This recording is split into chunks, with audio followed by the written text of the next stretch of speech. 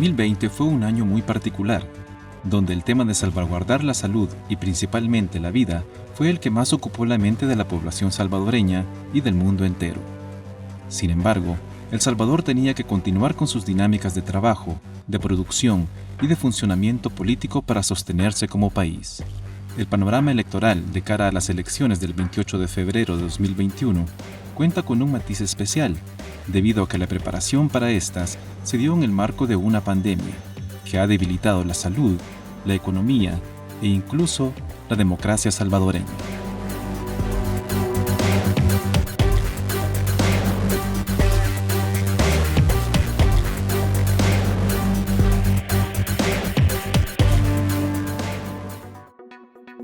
¿Elecciones? ¿Para qué? La función, digamos, de las elecciones es en sí distribuir el poder político y tener, digamos, una idea de cómo se van a ejercer los cargos de representación y los cargos de elección popular. Cada una de las elecciones, digamos, además de esta función intrínseca, tienen sus particularidades y su importancia. Por ejemplo, para el caso de las elecciones legislativas y municipales que vamos a celebrar en febrero de 2021. Es importante, digamos, en el caso de la elección legislativa, porque tienen a su cargo también la elección de segundo grado de funcionarios, funcionarios que ejercen la titularidad en instituciones de control que permiten también mantener un balance y una armonía dentro de la función del sistema político. También ambas elecciones, tanto la legislativa como la municipal, ejercen una función, digamos, de respeto a la pluralidad democrática, también es una expresión de las diferentes corrientes que existen dentro de la sociedad y se representan, digamos, en la distribución y en la elección que se hace en estos distintos comicios. Es también una especie de balance, la importancia, digamos, de estas elecciones, porque permiten mantener el sistema de frenos y contrapesos y un balance dentro de una democracia que es totalmente necesario para garantizar el Estado de Derecho. La ciudadanía debe saber que en este proceso electoral, como en todos los procesos electorales donde se eligen a diputados, en este caso no solo va a ser los diputados de la Asamblea Legislativa, sino también los del Parlacen y también los de los consejos municipales, pues lo que estamos haciendo es otorgando facultades a cada una de esas instituciones para que aprueben normativas, en otro caso políticas municipales o representen nuestra voluntad ante órganos como en el caso del Parlamento Centroamericano. Es muy importante en este caso particular, siempre decimos que todas las elecciones, en cada proceso electoral decimos, esta es la más importante, pero en este caso, justamente lo que está en contraposición es un sector que apoya al gobierno y un sector que es opositor al gobierno. Y yo creo que aquí la ciudadanía tiene que pensar qué es lo que prefiere. Una asamblea legislativa con una mayoría que acompañe al gobierno, que puedan ocurrir, y vamos a decirlo claramente, situaciones como las que ocurrió en Guatemala en el mes de noviembre, en la que fue la bancada, los grupos de parlamentarios que apoyaban al presidente Gianmatei, quienes favorecieron la aprobación de un presupuesto irregular. Según encuesta del Instituto Universitario de Opinión Pública de la UCA, Nuevas Ideas obtendrá mayoría de votos en las próximas elecciones.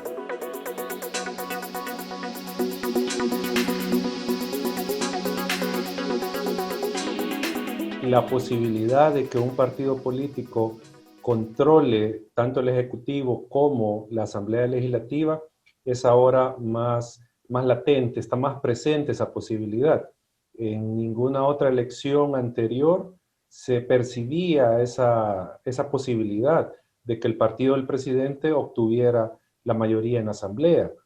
Incluso ni en el 2009, cuando estaba con fuerza la imagen de Funes, logró el FMLN tener mayoría en el Congreso. Entonces ahora estamos ante eso, ante esa posibilidad. Ese posible resultado electoral tiene una serie de implicaciones para el funcionamiento del sistema democrático. La primera es que obviamente desde un punto de vista de la toma de decisiones se le favorecería al presidente adoptar cualquier decisión que tenga que ver con la implementación o aprobación de una ley. Nuevas fuerzas políticas. Han sido un fruto del cambio en el sistema de partidos tradicionales, una modificación de las características de este sistema electoral que podrían ser en algunos casos de erosión paulatina o de desplome abrupto. Entonces, ese espacio lo han venido a llenar estas fuerzas, pero principalmente nuevas ideas. Creo que habría que hacer la distinción con los otros partidos que actualmente son opositores, como Nuevo Tiempo y Vamos, y no tienen de momento una presencia tan significativa en las preferencias electorales como para determinar el curso del país. Es decir, básicamente nos encontramos ahora con un partido hegemónico o una alianza entre Gana, que es el partido, con el vehículo con el que el presidente llegó al poder, y Nuevas Ideas, que de momento controlan el Ejecutivo y que aspiran a dominar la Asamblea Legislativa en febrero.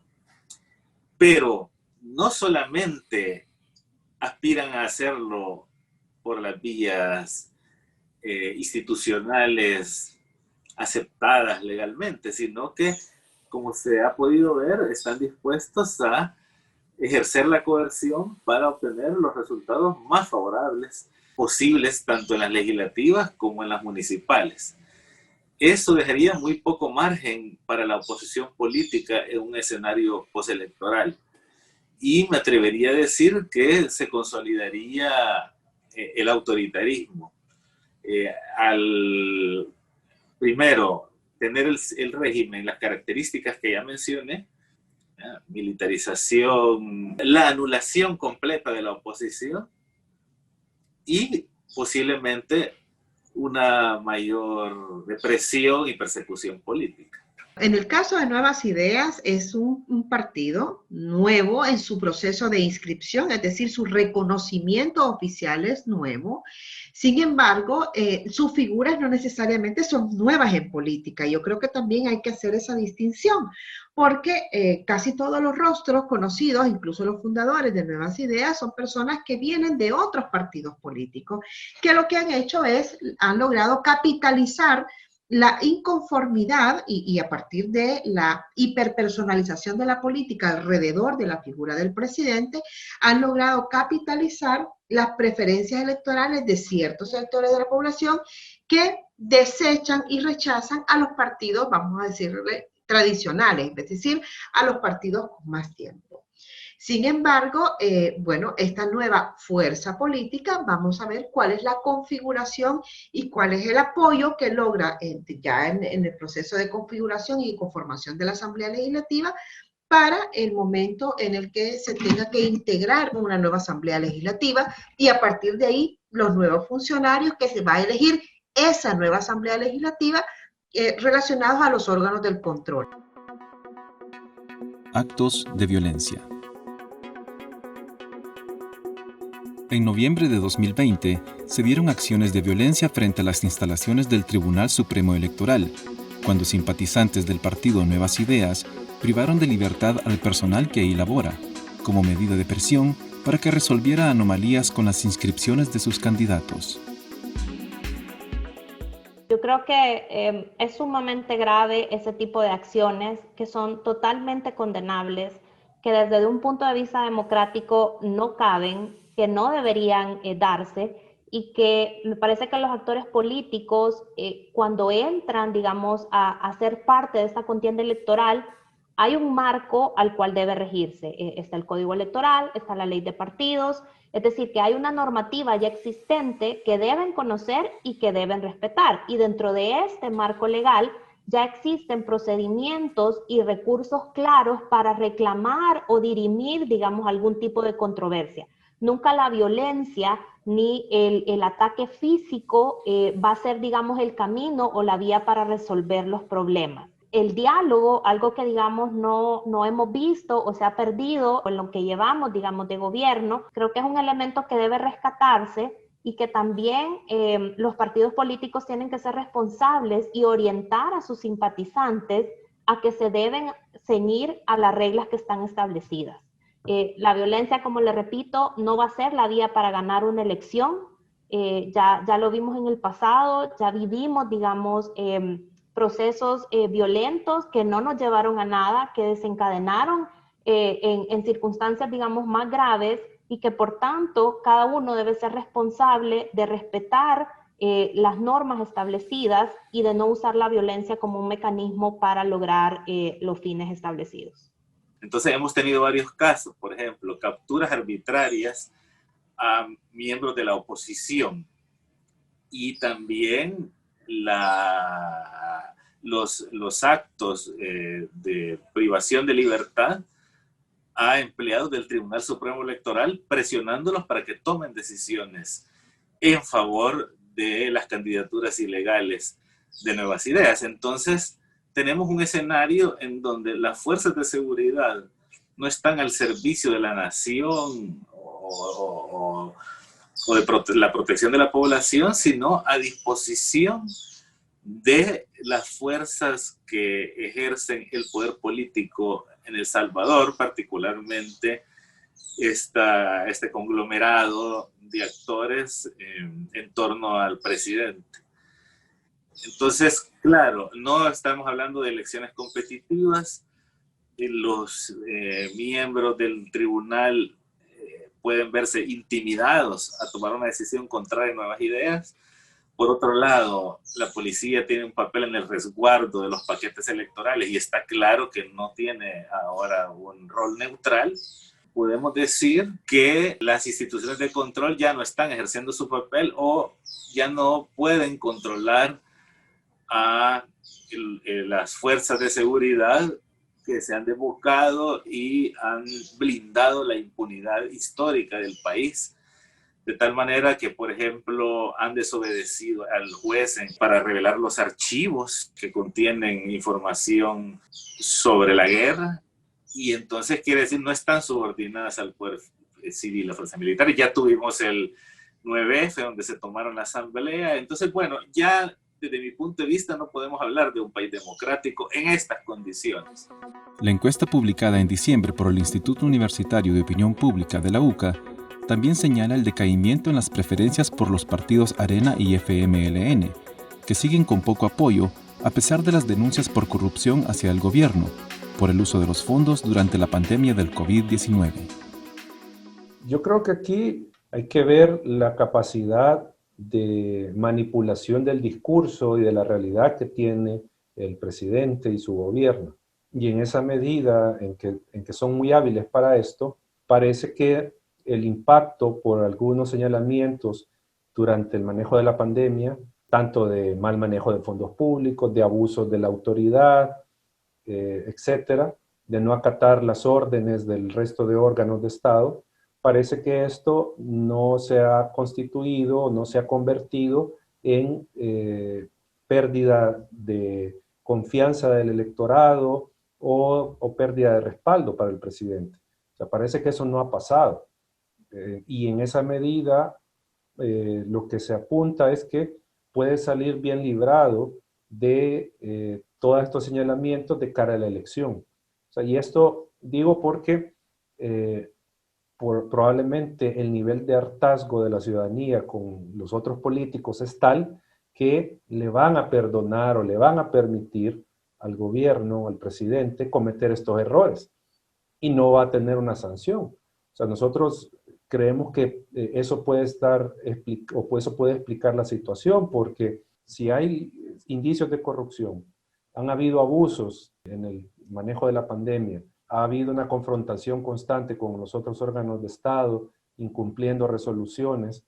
Entonces, o sea, uno podría pensar que esto va a tener un impacto en la preferencia electoral y que le puede disminuir un poco el apoyo al partido del presidente, pero no está pasando así. Primero, no hay mal que dure 100 años ni cuerpo que lo resista. Es decir, todos son procesos. Yo creo que el desencanto de la ciudadanía con el tema de los partidos, pues todavía les pasa factura y les seguirá pasando si los partidos realmente no se apropian de dos conceptos. En primer lugar, del concepto de la transparencia en sus finanzas, de la transparencia en sus procesos internos. Creo que el tema de la transparencia tiene todavía mucho que hacer dentro de los partidos. Tienen que apropiarse de esos conceptos, pero más vivirlos, no solo discursivamente, ¿verdad? Sino estamos hablando de utilizarlos como mecanismo justamente de canalización de que todas aquellas diferencias que puedan existir entre sus afiliados, militantes, etc. Y el otro tema es el de la democracia interna. Todavía hay mucho manejo desde las altas esferas de los partidos políticos que impiden realmente el surgimiento de mecanismos de control interno.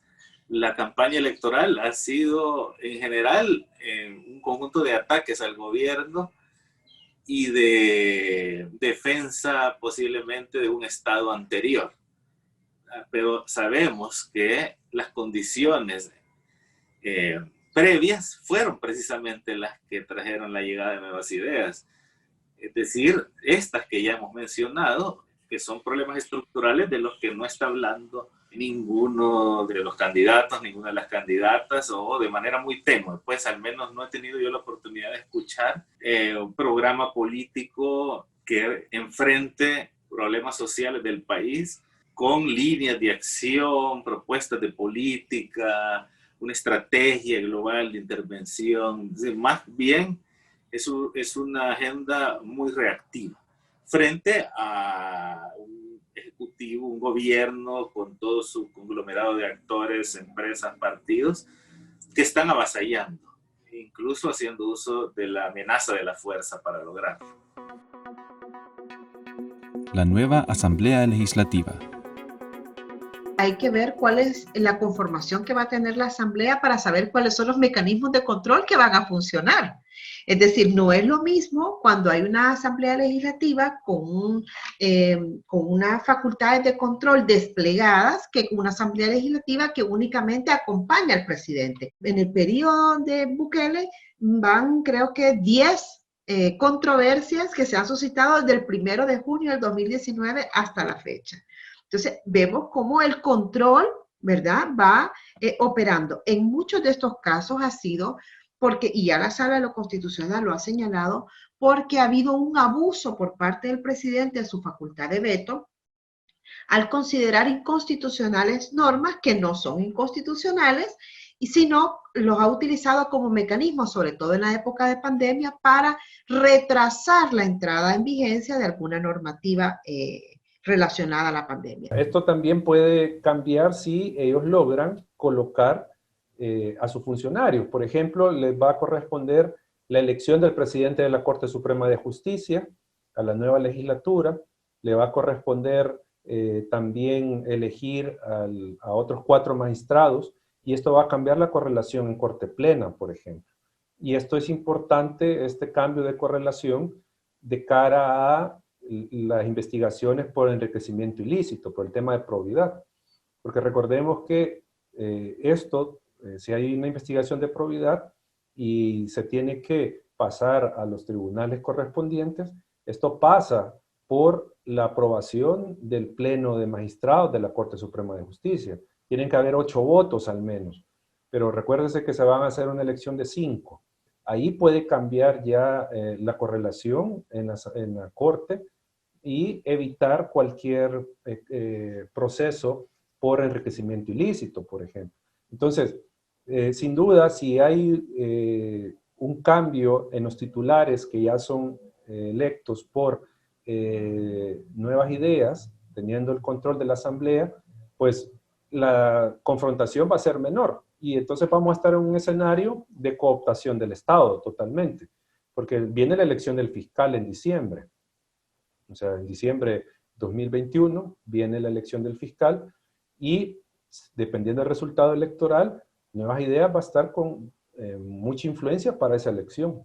Habrá, digamos, que esperar cuál va a ser la distribución que van a decidir los ciudadanos, pero lo que sí creo que hay que tener claro y tenerlo, digamos, como mensaje es que el discurso de fraude o el discurso, digamos, de inestabilidad dentro de las elecciones o falta de transparencia no cabe dentro de este sistema.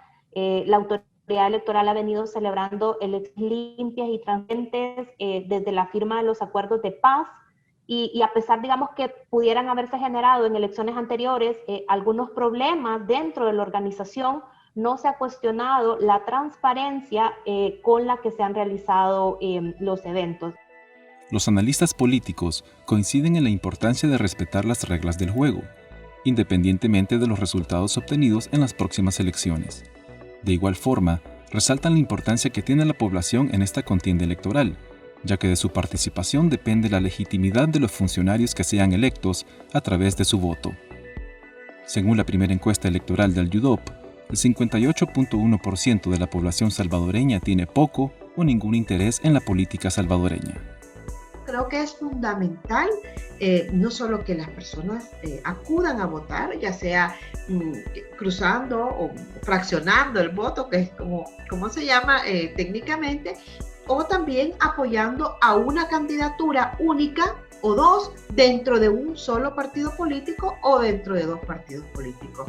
Pero terminar fraccionando de una manera muy fuerte, muy intensa, en muchas partes nuestro voto, lo que hace es diluir nuestra preferencia electoral. Estas elecciones son el momento propicio para recapacitar y meditar sobre la importancia de acudir a los centros de votación con las medidas de bioseguridad correspondientes para participar como ciudadanos en la construcción social del país y consolidar la incipiente democracia que aún no logra consolidarse en El Salvador, y que desde 2020 se ha puesto a prueba por la lucha de poderes entre los órganos del Estado y el uso de las fuerzas estatales por parte del gobierno en momentos de crisis políticas y sociales. Las elecciones son un pequeño paso para la reconstrucción social que aún se tiene como un anhelo y como un reto de nación.